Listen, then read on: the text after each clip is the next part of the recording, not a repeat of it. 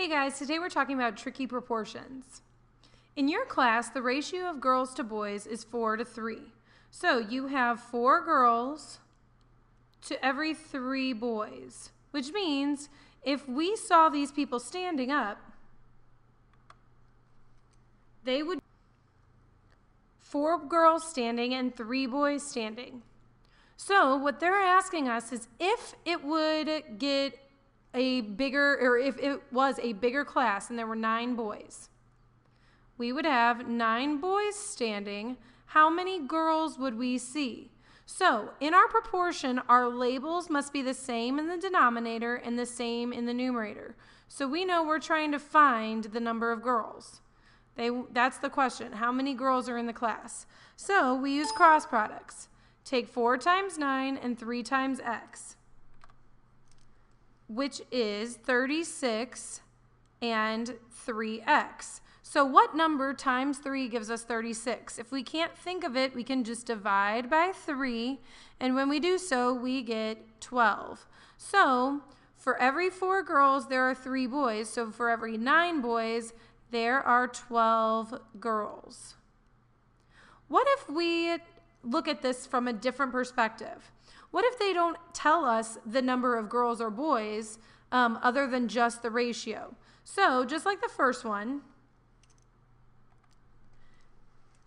there are 4 girls and 3 boys. But this time they tell us there are 21 students. So if we think about this one, we have 3 pieces of information: girls, boys, and then students. So this is the new level of students. How many do we have in our original set? 4 girls, 3 boys. So how many students do we have? There are 7 if you count them. Okay, so that means if we were trying to figure out the number of girls, we would still put the girls in the numerator out of 7 students. So on the bottom, we have 21 students. So how many girls are there? Well, you take 4 times 21, and we get 84 equals 7x. And when we divide by 7, we get 12. So there are 12 girls out of 21 students. If you can think of it the 6th grade way, which was what you learned last year, you can take 7 times 3 and 4 times 3. That's one way to check your work. But I want to see the 7th grade way now, which, remember, is a proportion. Okay, here's another tricky example. In our class, just kidding, there are a ratio of apples to pears, so not even in our class. The ratio of apples to pears is 5 to 3. So we have 5 apples, 3 pears. There are 32 pieces of fruit. Are we comparing apples to pears right now? Or are we comparing something to the fruit? We are comparing pears and fruit. So there are 8 total pieces of fruit, and we need the pears. So 3 out of 8 are pears. How many out of 32? Go ahead and see if you can solve that for me using your proportion.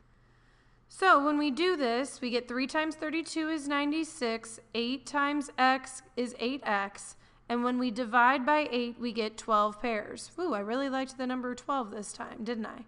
So if we have 12 pears out of 32 pieces of fruit, so sometimes we need to make sure and add them together. Go ahead and try this one and see if you can do it on your own. Okay, I'll be back in just a second to show you the answer. Okay, here we go. Okay, so we have 6 dogs to 11 cats, and if we have all of those pets, we have 17.